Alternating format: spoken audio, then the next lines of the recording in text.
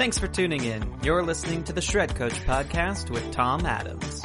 Muff London, the founder and president of Document Shredding and Storage based in Amarillo, Texas, joins Tom on this episode.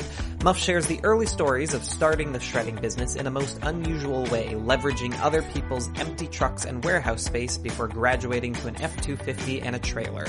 She also shares two of her favorite subtle marketing tactics that created a lot of positive momentum and name recognition for DSS. Muff London, welcome to the Shred Coach podcast. I'm glad you're here. Oh, it's going to be a fun morning. Yeah, I'm so excited to talk to you in this format and in this forum. So let's set the context. Let's set the reality of the world you live in as it relates to shredding. Tell me about your company. Tell me about your city, service area. Give me a sense of what you look at on a daily basis. Well, my twang probably tells you a little bit that I'm in the panhandle of Texas, and our area is part of western Oklahoma, the panhandle. We go all the way down to Midland, Odessa, Abilene area, and then on into all the eastern part of New Mexico.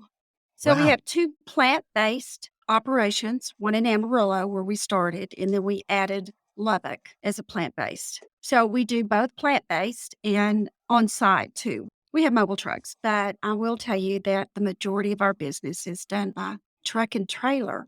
So, Truck and trailer. uh-huh. Okay.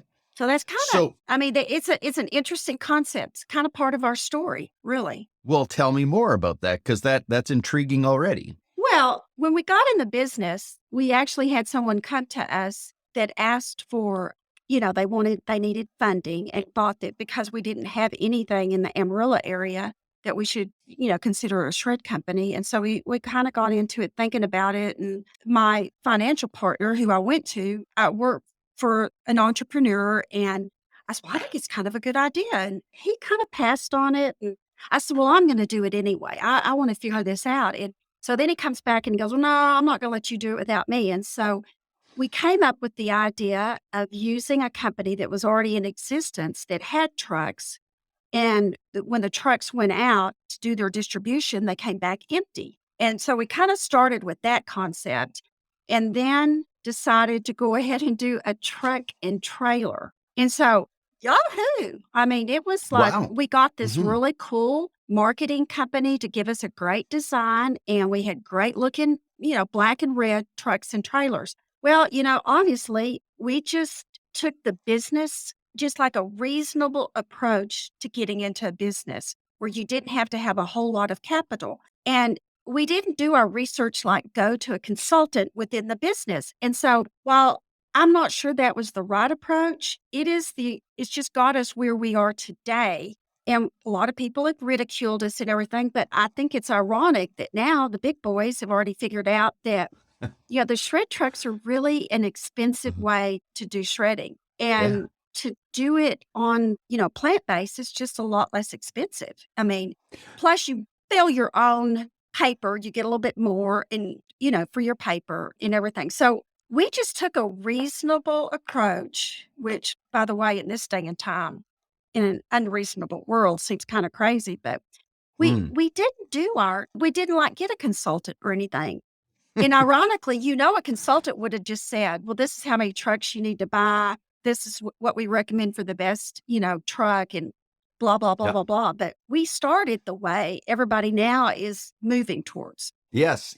So take me back just because I'd like to dig a little bit further into that. So you buy a truck and you're recognizing that trucks are moving product and you have a client that's giving you shredding back. Did you go buy some shredding equipment? How did you get this thing started such that you could receive paper and shred it? Did you just buy some equipment? Yeah, we bought a small, I don't remember the size of it, Tom. Now, you're going Yeah. to find out that part of the industry I'm not really good at. I'm more the visionary and the overseer and the marketing part of the company. But anyway, we bought a small used shredder and baler, and we eventually sold that because we've gotten, we have the big boys now. But Right. we started in a part of this. The company that we partnered with was a company that distributed to convenience stores. And so they Hmm. had all different kinds of product, but they had a lot of room at their plant location. And so we just started in a wing of their plant location at a very low rental rate. And we used their trucks for a while, but we started getting too busy. And so we bought us an F-250 and got us a really nice looking trailer and then got a great design on it.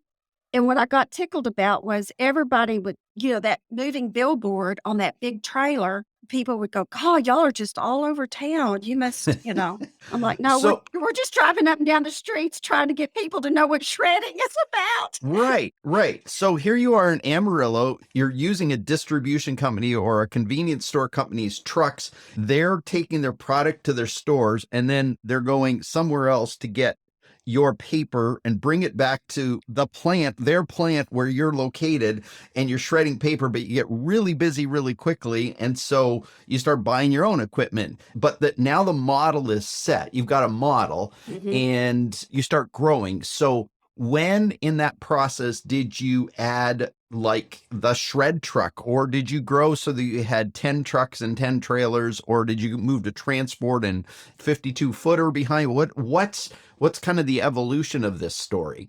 Well, the majority of I'd say 70-80% of our business is done by truck and trailer. So we've got a lot of trucks and trailers, but we finally added the shred truck just because there were certain entities that we really wanted, and we tried and tried and tried. They would not do it except on site. And so a Mm, couple of the municipalities especially kind of pushed us to get our first shred truck. And yeah, it wasn't pretty. I mean, I'm just gonna tell you, it just that whole shred truck scene wasn't pretty. I mean, I think within the first couple of months, the driver left the chute up, and it got knocked off over an overpass. And then oh dear. then I think a month later, we had a fire in the shred truck, and we had a really tough competitor in town that was pretty upset that we were coming in, and yeah, I'd say his soul was pretty sour, just one of those. Mm, And I yep. remember we got put on LinkedIn about the fire truck. He made fun of us on LinkedIn, and this is one thing I loved about Nate.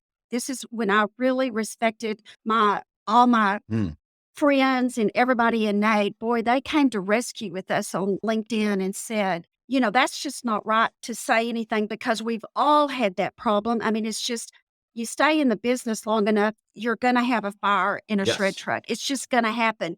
And boy, I'm telling you, they shut him down on LinkedIn. And I loved that part of Nate and how they came to support their members, by saying that's Yep. just not right. It's an issue for everybody. But anyway, That's great. Yeah, that's really cool. So let's jump forward to today, just to give so Document Shredding and Storage is the name of your company, and you already told us your service area, but like roughly like how many staff are you running today? Like what's your overall size and scope? I mean, obviously scope is big because you've got two plants, you've got multiple trucks, you've got lots of equipment, but just give me a sense of how big a company you are in terms of full-time equivalent staff or something like that. we have 21 employees. Okay. Nice. Nice. And are you doing other services besides shredding, plant and mobile? Do you have other lines of services attached to Document Shredding and Storage Company? Well, yes, we do. That's why we said in storage because we do record storage and record management at both Okay. locations, and we do hard drive destruction. Those would be our top. I mean, we also take care of X-ray and some things like that, but the majority of our business is that. And in the last couple of years, our scanning business has really kicked up. And Hmm. it's funny because we really went after that business, I'm going to say 8 years ago. We hired Hmm. someone, and I mean, we just went out in the communities, and I mean, we begged people to let us do we just couldn't get any takers. But, recently we have a lot of people that seem to be interested. And I think it's because they really do want to get rid of paper storage, and they, Yeah. they want to get everything in a different format. And so, our scanning business has been good the last few years. Hmm. Okay, so now we've got a sense of who you are, a little bit of your growth story. So what intrigues me, Muff, is what are some of the big lessons? What are some of the big insights that you've gained in building this business, in growing this business, what you've learned, what you've experienced, what you could share? Well, I thought about that because you do a good job of making us prepare a little bit for our talk. And, I do think it's because we have been in so many different businesses, Tom. And so to take the approach the way we did was really not our normal way is to get a consultant or to hire somebody in an industry to have them come on board. And we kind of went back to our basic business instinct on how to run a business. And it Mm. was all about what made common sense to us. I mean, like we set up and started a business before we ever attended a NATE conference. Yeah. And so we didn't even have contacts. I mean, we knew we needed to eventually be with NATE and we knew we were going to have to be certified, but it was more that we took just the basic business principles on how to start a business and how to run a business. Now, I'm going to say the industry has been very good to us as far as it's a very open industry. People Hmm. share their knowledge, their Yeah. education, their experience. It's a great group of people to be involved with. And I appreciate that. And I think Yeah. as we got in, I think it was just maybe lucky that we kind of took our own direction. We don't out here, we can't be compared to anybody else because the distance between our little communities and everything is pretty vast. I mean, we live in rural America, and you have to look at the way we do business differently than if you're stationed in a metroplex or Right. like an Right. Austin area or something where, I mean, you can do a lot of dense routing. Well, we really can't. Right. And so we have to figure out the best strategy. And I think the fact that we were really, really lucky on just setting up some basic principles of putting in affordable ways to pick up the shredding and to get it to our plant. So was that basic principle, because you've spoken about this Uh-huh. principle, that first basic principle that keeps emerging out of this conversation is that affordable way to do it. So I go back and go, your initial pickup strategy was using somebody else's equipment, Right. and Right. somebody else's plant. You didn't even have your own plant, which Right. to me is such a cool insight, because it's, how do we do this so cheaply that we don't even have to own the equipment at this point? Yeah. It's really what made our success get going. Mm. And then I would say now, I'm going to say just the networking within our industry has saved us. I mean, Mm. the mastermind group, the developing the relationships with people, our vendors, the people that we do buy our trucks from, the relationships with our customers. I mean, Mm. I think our sales are so important because based on relationships. And, Tom, I think the one lesson I'd really learned, because at first, I would just freak out if we lost a customer. And my favorite story is the customer that we lost because, someone's going to lowball you, but we lost a customer to free shredding. I mean, we're like, so we had someone come in and take our largest customer. It was a bank that we do a lot of for, and we lost them to a customer that said they do free shredding for a year. And Mm. so we were like, well, we can't compete with that and not going to. But it was just Right. so like, first of all, appalled that they wanted it that bad that they didn't feel like they could even charge anything. But anyway, we left on good terms.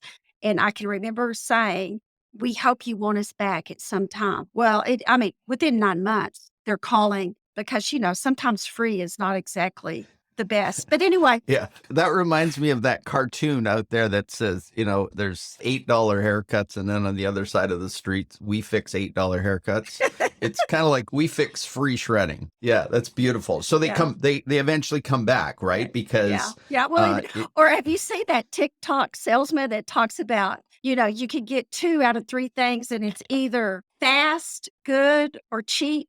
So which right, 2 do you want? Because you can't have all 3, right, and it's pretty yes, funny to watch that yeah, TikTok on sales. But no, and that's just one thing I've had to learn is it's okay to lose some customers, and some customers you need to lose. And just to make sure it's not something that we've done on our end, right, such as right, service or the quality or professionalism or any kind of hiccup on our end. If it comes down to we lose somebody based just on the dollar bill and everything, then sometimes it's okay. We yeah. gotta move on and give incentive to find another customer that's going to take their place. One of the things you stated earlier was you're not so much focused on the equipment, you're the visionary and the marketing side, but I know that you can't build a startup business using other people's equipment and stuff unless you have a unique insight on how to market things. And so what have you learned, or what superpowers did you bring to bear on this unique way of starting up a shredding business that was driven by your marketing and sales expertise versus just being in the shredding business, right? Because there's being in the shredding business, and then there's knowing how to grow something, even if you don't know the industry. And I believe, I don't know this, I'm just guessing based on what you said earlier, there was some degree of leverage you brought from a marketing perspective, because of the way you wrapped your trailers, but there's got to be more. You did stuff that really brought you to the point where you could go buy your own equipment and get your own plant and all that kind of stuff. So give me a little bit of that story. So, Tom, I always think you have to figure out in your community how you can get your name out there and it just be kind of subtle. So, we just try to do some different things. So, one of the very first things we did was at the annual chamber barbecue. So, the very first year we went and we just did like everybody else. We competed in the barbecue and we served the barbecue out, and that was pretty much it. But the one thing I noticed when we did it that year was that there was plenty of barbecue and there was plenty of beer, and they had bottled water, but they didn't have anything else to drink. And so I said, "Well, I think we should just have iced tea next year." So we got these great cups with our logo on them and did iced tea, both Hmm. just plain tea and sweet tea. We got really good tea from one of our customers. And then over the years, what we do now is we trade with this customer. We do their shredding and they provide tea for us at the annual barbecue.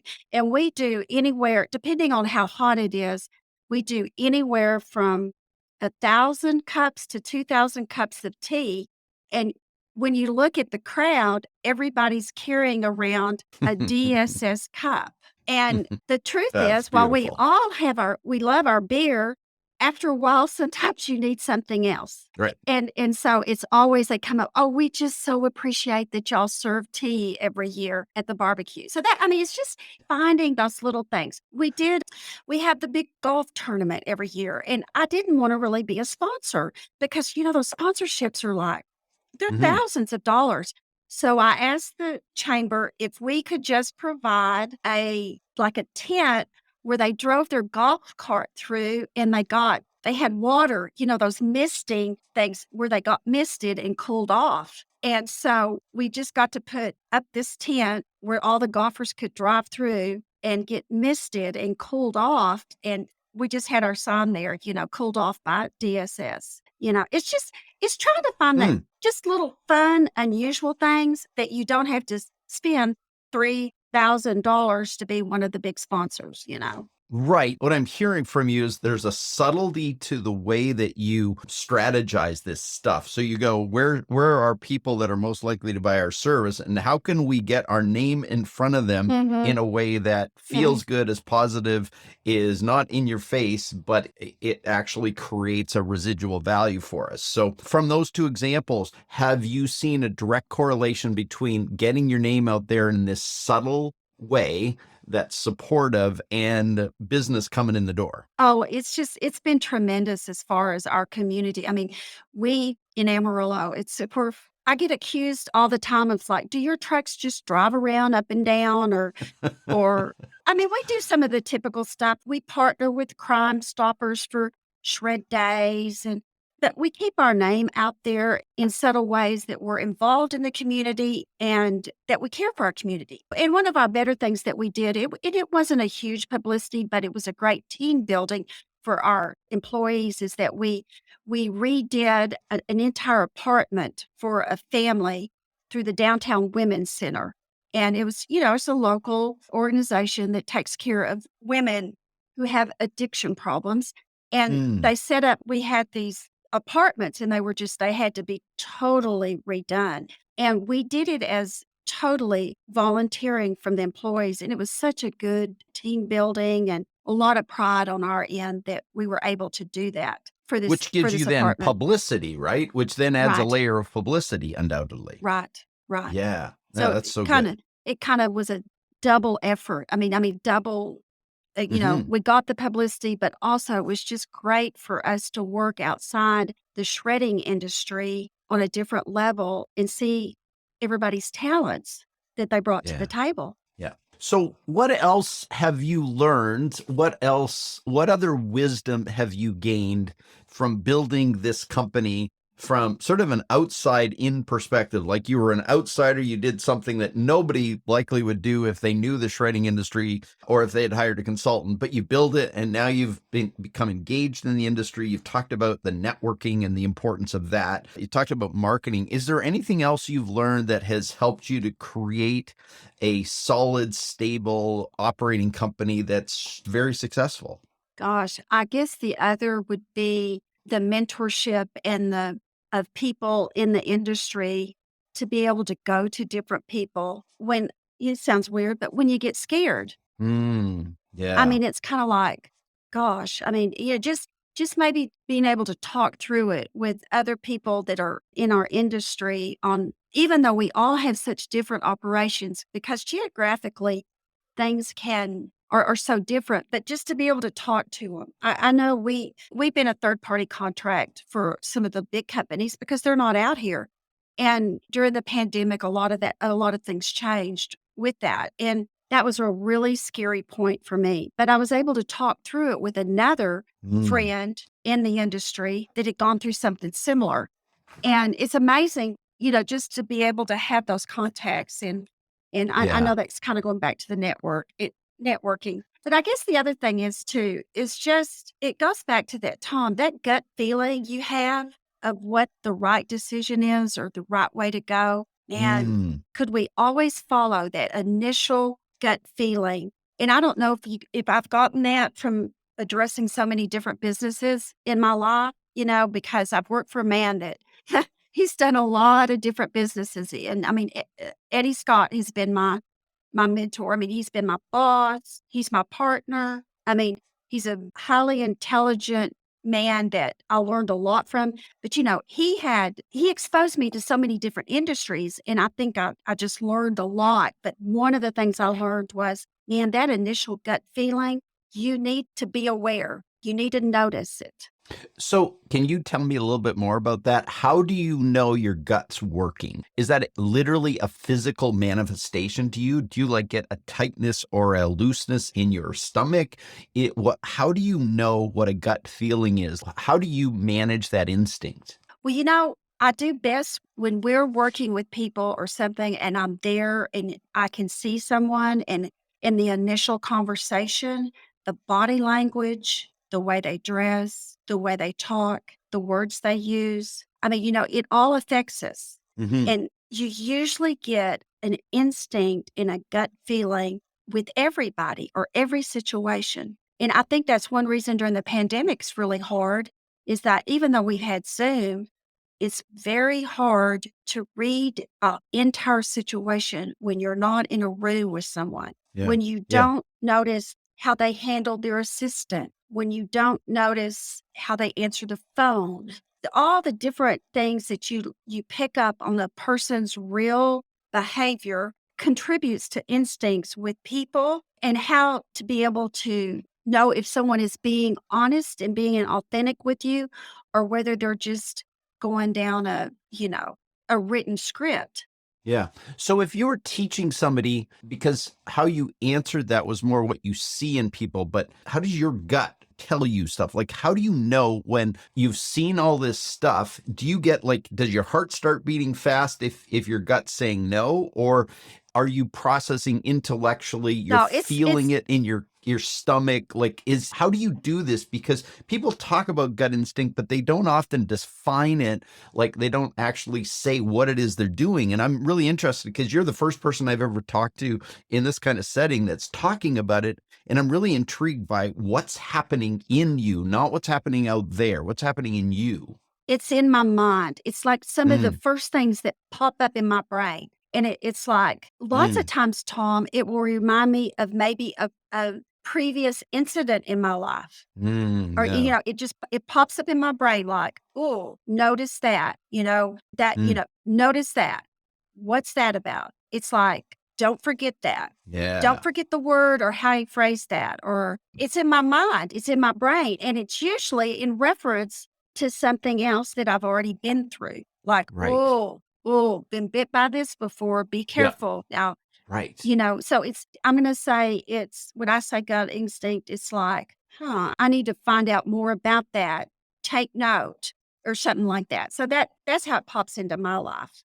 Right. It's like a filter for you somehow. And Definitely. so, yeah, you Definitely. get this thing, and all of a sudden these questions come. And if those release, it's like you can move forward. But if those stick with you, then you sort of hold, or you take your time, or are more deliberate about checking and those that's how I'm hearing what you're saying. So it's like these little things pinging off in your mind That's going, wait, hang on, not moving yet. Yeah. And you know what the problem is in today's time is that we have so much coming at us. Yeah. We have our phone dinging. We have an email that's popping up on the computer, and we are not taking the time with the situation that we need to be totally focusing on. And so sometimes we miss it. And Yeah. that's why I'm saying I think Yeah. you've got to make sure you're fully focused on the important subject, topic, who you're with, whatever so that you can notice the stuff that influences your gut instinct. Yeah. No, that is so helpful, because it really is something that I think years and experience hone that instinct, but it's also trusting it and knowing how to be quiet enough to experience it. Yeah. Yeah. Yeah. Yeah, that's good. Well, you mentioned Eddie Scott and a lot of the work you've done together, but when I went digging into your LinkedIn profile, I noticed you've done a lot of work as it relates to community development, community building, large scale development projects in terms of planned communities and things like that. So outside of the shredding records information management industry and looking back into this deep history that you've had, what did you bring from that, other than these experiences that were gut instincts and stuff like that? But what maybe is the biggest lesson that you brought from, say, the development world into the shredding business that has really helped you? Probably in the development world, we did a very large upscale residential and commercial development, and we had an HOA. And I got to work with all the residents and all the great things that happen in a residential community, and then all the people that have lots of complaints. And I think I learned how to handle people that are not happy, that are just Mm, I think that is the biggest thing I learned on how to communicate with someone that comes in that is furious over something going on, and how to cool them off, get them calm, have a discussion with them that you don't have to yell or say any bad words. It's like, and it's amazing how much you learn. And my mm, example is going to be my phone call to a doctor. Had bought a home, and he had a violation, and I explained to him that he's a brand new owner. And I said, I'm not real sure how this happened or why the builder didn't do this, but your air conditioning unit can't show from the street, and I need you to put a fence that matches your home in front of your air conditioning unit and blah, blah, blah, blah. Well, that doctor just told me immediately, yelled and screamed that he was going to take me to court and sue me because I didn't have the right to tell him that. And I mm, just, I said, "Oh gosh, well, I didn't mean to upset you like that." I said, "I just, I'm the unfortunate one that keeps the neighborhood looking the way it does and everything. And I'm sure we can work this out." But I said, "I am surprised that a doctor who to me would know the frustrations that the first thing out of someone's mouth is that I'm going to sue you. I'm just surprised that that's your reaction to me, because I know that that is something you probably see every day, or I know you have insurance that covers type of people that's their first reaction. And I'm kind of surprised you reacted that way to me. But anyway, you can think about it and get back to me." And so I hung up. And so, of course, 5 minutes later, he calls me back and apologizes to me and mm. says, "You're right. I did react the way I hate people to react." And I'm like, "Well, I'm not calling to be ugly to you. I'm calling to do my job, is all Yeah. I'm doing. Yeah. So anyway, Yeah. you just learn. I just learned so much on how to get people unmad, see the situation. Let's be reasonable. How can we handle it? So good. So good.